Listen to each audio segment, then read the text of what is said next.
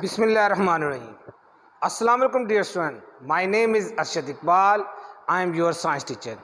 अजीज़ तलबा, जैसा कि आपको मालूम है कि हमारा स्पेल 3 के अंदर चैप्टर नंबर 8 जो है वो हमारा ट्रांसमिशन ऑफ हीट यानी हीट को ट्रांसफ़र करने के जो डिफरेंट मेथड्स हैं हम अपने प्रीवियस लेक्चर में उनको स्टडी कर रहे हैं।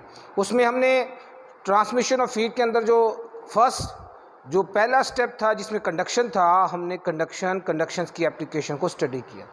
नेक्स्ट आज का जो हमारा टॉपिक है वो है everyday application of convection current. हमारे प्रीवियस लेक्चर के अंदर मैंने आपको 2 टाइप्स ऑफ कन्वेक्शन करंट के बारे में डिटेल के साथ जो है वो स्टडी करवाया, जिसमें विंड करंट्स यानी हवाएं कैसे चलती हैं, यानी जब सूरज की मौजूदगी की वजह से हवा या एयर गर्म होती है तो वो राइजेज अप होती है, तो उसकी जगह पर जो कोल्ड रीजन से हवाएं जो हैं उस तरफ आती हैं और एक सर्कल जो है विंड का वो मूवमेंट कर रहा होता है। इसी तरह ओशन करंट्स वो भी इसी तरह है कि जब सूरज की वजह से जो पानी की ऊपर वाली लेयर्स हैं वो एवेपोरेट भी होती हैं और गर्म हो जाती हैं तो वो हल्की हो जाती हैं, तो जो कोल्डर रीजन है और उस कोल्डर रीजन से वहाँ पर जो है बिलो से नीचे की तरफ से ऊपर की तरफ आती हैं। इस तरह ओशंस के अंदर भी ओशंस करंट जो हैं वो प्रोड्यूस होते हैं। इन कन्वेक्शन करंट की वजह से हमने इनको मुख्तलिफ़ जगहों पर यूटिलाइज़ किया है। सबसे पहले आपकी बुक के कोर्स नंबर पेज नंबर 84 और 85 में हमारी एवरीडे एप्लीकेशंस हैं। सबसे पहली जो एप्लीकेशन है हाउस होल्ड वेंटिलेटर्स। आपने देखोगे जब भी घरों को कंस्ट्रक्ट किया जाता है तो रूम्स के अंदर, किचन्स के अंदर ऊपर छोटे छोटे वेंटिलेटर्स ओपनिंग स्पेसेस बनाए जाते हैं। उन ओपनिंग स्पेसेस बनाने का पर्पज़ क्या होता है? उसकी वजह ये होती है कि जो वेंटिलेटर्स बनाए जाते हैं जब भी किसी कमरे के अंदर, रूम्स के अंदर या किसी जगह पे जैसे कि किचन में, आप लाजमी बात है कि आप वहाँ पर कुक कर रहे हैं फूड को और वहाँ पर आप जो है चूल्हा वगैरह इस्तेमाल कर रहे हैं, स्टोव इस्तेमाल कर रहे हैं, तो वहाँ पर जब वार्म एयर प्रोड्यूस होती है, जहाँ कोई स्मोक है, जहाँ आप खाना पका रहे हैं, तो लाजिम बात है कि वार्म एयर लाइटर वेट होने की वजह से अपवर्ड मूव करेगी। जब वो अपवर्ड मूव करेगी तो उस वेंटिलेटर से वो रिमूव हो जाएगी और उसकी जगह से जो आपने देखा होगा वेंटिलेटर्स हैं, उसके अलावा विंडोज़ बनाई जाती हैं जो कि डाउनवर्ड होती हैं और उन विंडो से जो ठंडी हवाएं हैं, कोल्डर हवाएं हैं, जो ठंडी हवाएं हैं वो रूम के अंदर जो हैं वो इंटर होंगी।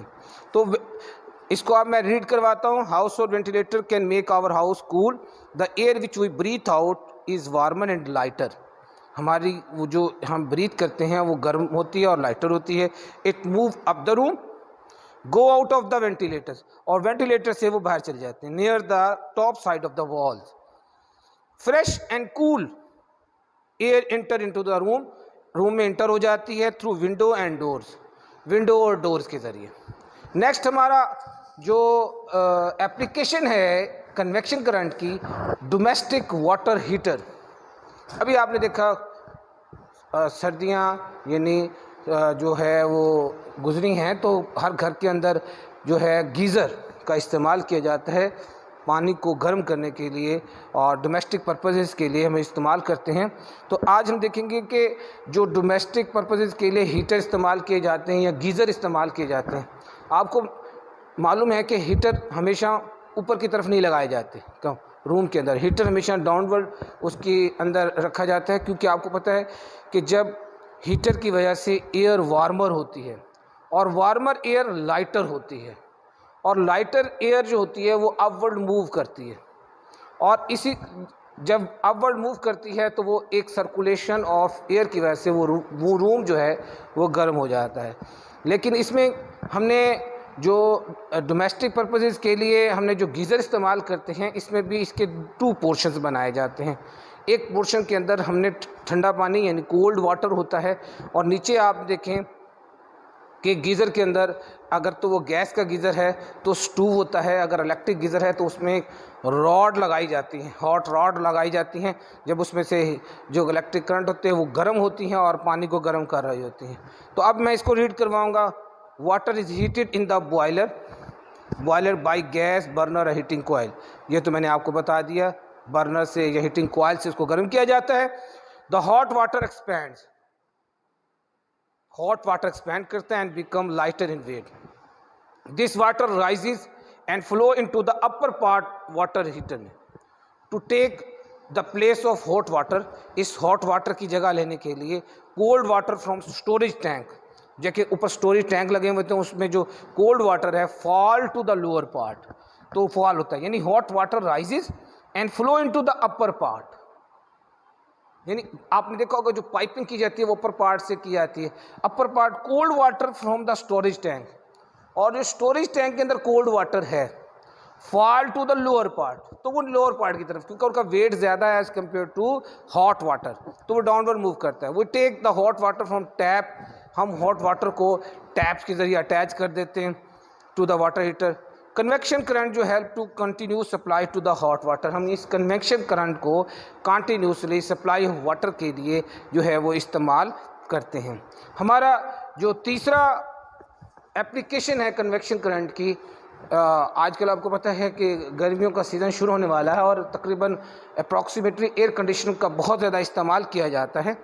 तो एयर कंडीशनर को आपने देखा होगा, जिस तरह मैंने आपको बताया कि हीटर को किसी भी रूम के अंदर उसकी प्लेस जो होती है वो डाउनवर्ड या नीचे की तरफ होती है, और जो एयर कंडीशन है वो ऊपर की तरफ इंस्टॉल किया जाता है, यानी जो एयर कंडीशन है वो आपकी सीलिंग के साथ लगाया जाता है। अब इसकी वजह होती है, इसकी रीज़न क्या होती है? इसकी रीज़न ये होती है कि आपको पता है कि एयर कंडीशन का पर्पज़ है कोल्ड एयर को प्रोड्यूस करना।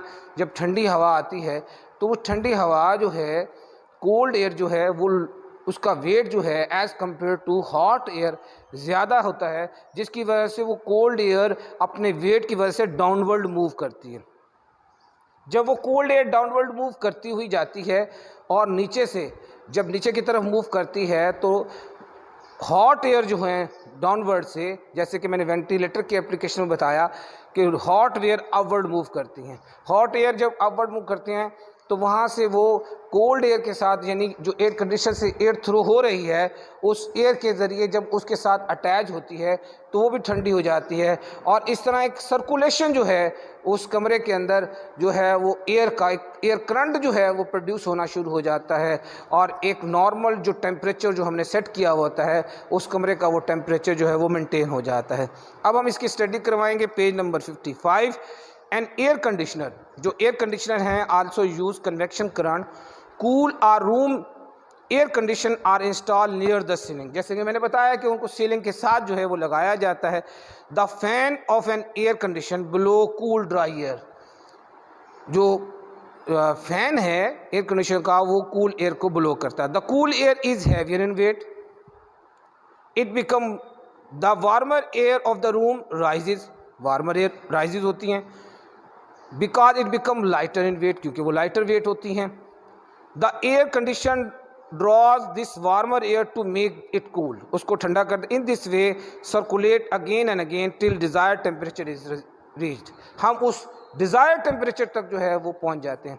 अजीज़ तलबा, हमारा आज 26 अप्रैल का जो टॉपिक्स था वो पेज नंबर 84 और 85 के अंदर एवरीडे एप्लीकेशंस थी ऑफ कन्वेक्शन करंट। वैसे तो कन्वेक्शन करंट की लॉट ऑफ एप्लीकेशन जो है वो हमारे यहाँ यूटिलाइज होती हैं, लेकिन आपके कोर्स के मुताबिक जो 3 इंपॉर्टेंट एग्जांपल थी, house hold ventilators, domestic water heaters और इसके बाद एयर कंडीशन, हमने डिटेल के साथ इसको स्टडी करवाया। अजीज़ तलबा, आपको आज का लेक्चर में कोई बात समझ ना आई हो तो आप